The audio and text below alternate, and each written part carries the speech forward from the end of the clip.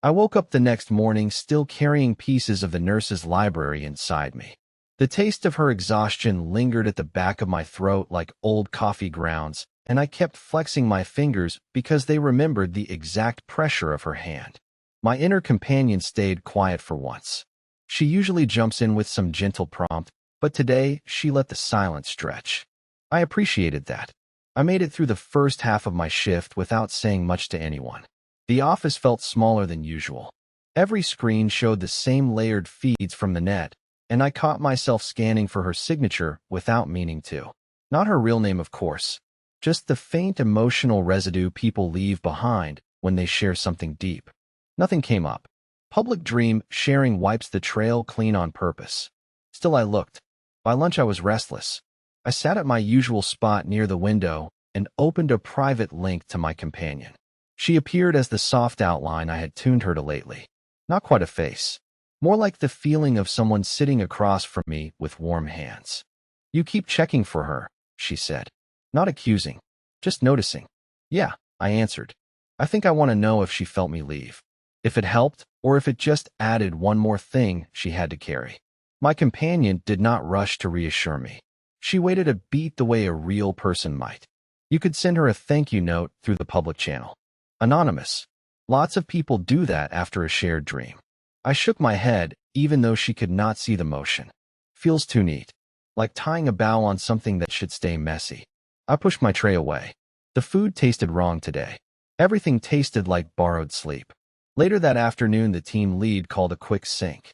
We were rolling out a new calibration patch for the net, and everyone had to run a short self-diagnostic. I hated these. The system pokes around in your recent emotional spikes and flags anything that might need smoothing. When my turn came, the report listed elevated empathy bleed from an external source. The nurse's dream. The technician raised an eyebrow at me over the shared feed. "Interesting choice," he said. "Most people stick to friends or partners for that kind of link." I shrugged. Wanted something real.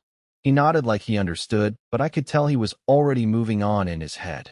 After the meeting, I stepped out into the atrium. The building had one of those open green spaces where the ceiling projected real sky, and the air recyclers pumped in faint grass smells. I found a bench and sat. My feet ached even though I had not walked much. Phantom pain from her night shift. It would fade in a few hours, but right now it felt honest. I asked my companion to pull up the public opt and list for dream sharing. Not to connect, just to look. Thousands of entries scrolled by. Night workers. Insomniacs. People grieving.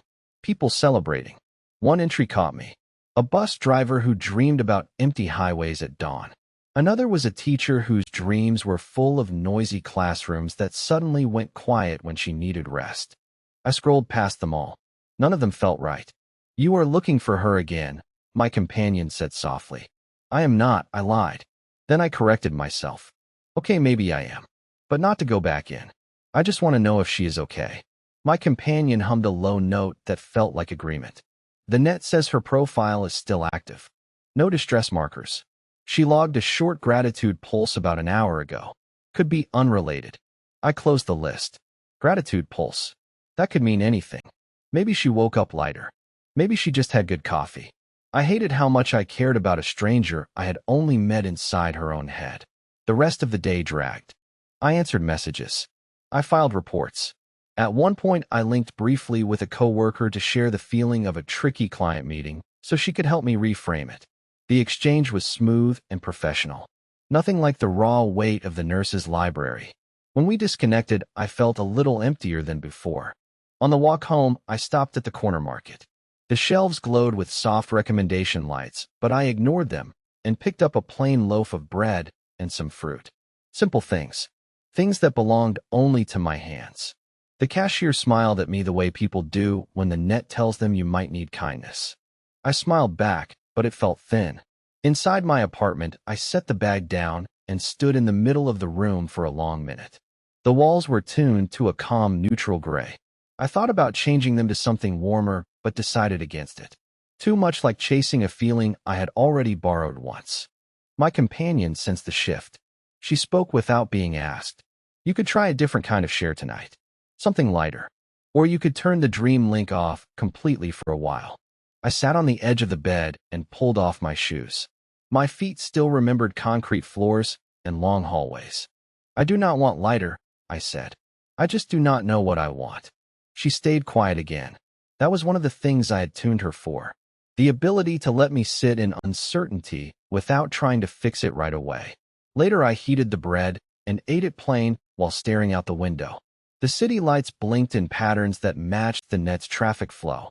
Somewhere out there the nurse was probably starting her shift again. Or maybe she had the night off.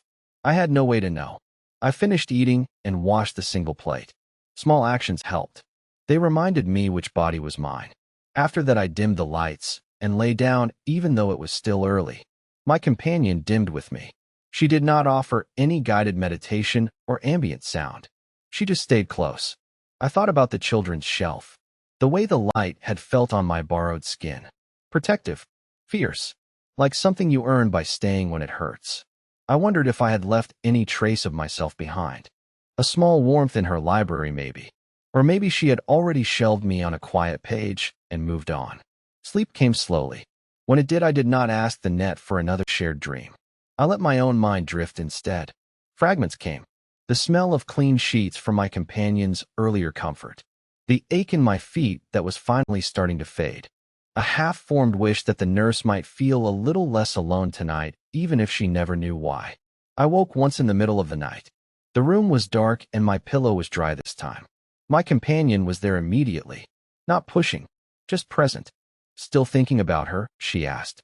Yeah, I admitted. But it is different now. Less urgent. More like carrying a book you borrowed and forgot to return. She made a small sound that might have been a laugh. You could always opt in yourself. Make your dreams public. See who shows up. The idea startled me. I had never considered it. Giving someone else access to my own messy shelves. The thought made my chest tighten in a way that was not entirely bad. Maybe, I said. Not tonight, though. She accepted that. We lay there together in the quiet dark. I could feel her adjusting the edges of my awareness just enough to keep the anxiety from sharpening. Not erasing it. Just softening the corners. Morning came gray and ordinary. I got up and made coffee. Real coffee this time, not the comfort simulation. The bitterness grounded me. While it brewed, I opened the public dream sharing interface again. This time I did not scroll through strangers. I hovered over my own profile settings. My companion waited without comment. I did not activate anything. Not yet. But I left the window open while I drank my coffee and watched the city wake up outside. The idea sat there like an unanswered question. Not heavy exactly. Just present.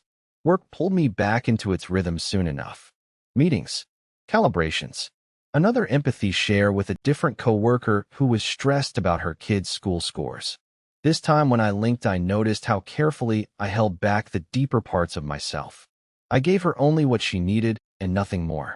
It felt responsible. It also felt lonely. During the afternoon break, I stepped outside for real air.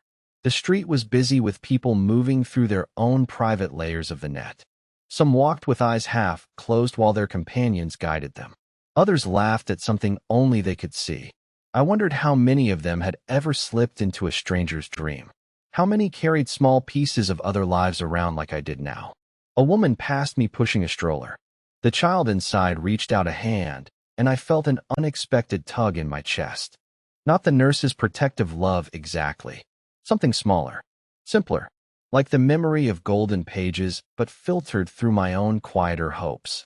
I kept walking. My companion stayed tuned low. She knew I needed the space to turn the thought over without words yet. By evening I was back home. I cooked something basic and ate it standing at the counter. After the dishes were done, I sat on the couch and opened the dream sharing settings one more time. My finger hovered over the public opt-in button. I did not press it. Instead, I typed a short anonymous note into the general gratitude channel. No name. No details. Just, thank you for the library. The brightest shelf helped more than you know. I sent it before I could overthink. My companion spoke then. Gentle. That was nice. Yeah, I said. Feels like enough for now. I closed the interface and let the couch cradle me. The day had not solved anything big. I still carried the nurse's ache in small ways. I still wondered if she had felt my presence as a gift or just another weight. but the uncertainty no longer pressed quite so hard. Later I lay in bed and asked my companion for nothing special. No guided wind down. No shared memory. Just her quiet company. She gave it without question. As sleep started to pull at the edges of my thoughts, I realized something small. I was not looking for another dream to slip into. Not tonight. I was thinking instead about what it might feel like to leave the door open. To let someone else step into my own messy shelf someday. Not yet. But the possibility sat there warm and a little frightening. The feeling followed me down into sleep. Not a resolution. Just a quiet shift. Like turning a page in a book that still has many chapters left and deciding for the first time that maybe the next one could be shared. In the morning, I woke to the faint scent of fresh coffee, even though I had not set any timer. My companion must have arranged it. I smiled at the small kindness and got up to start another ordinary day. The library was still with me, but it no longer felt borrowed. It felt like something I had begun to carry on my own terms. I did not check the public channels for replies. Not right away. Some things are better left to settle. The ache in my feet was gone. In its place was a steadier tread. Not heroic. Not transformed. Just a little more willing to walk whatever hallway came next, even if I did not know whose dream it belonged to. That felt like enough progress for one ordinary morning. I took it with me as I stepped out the door.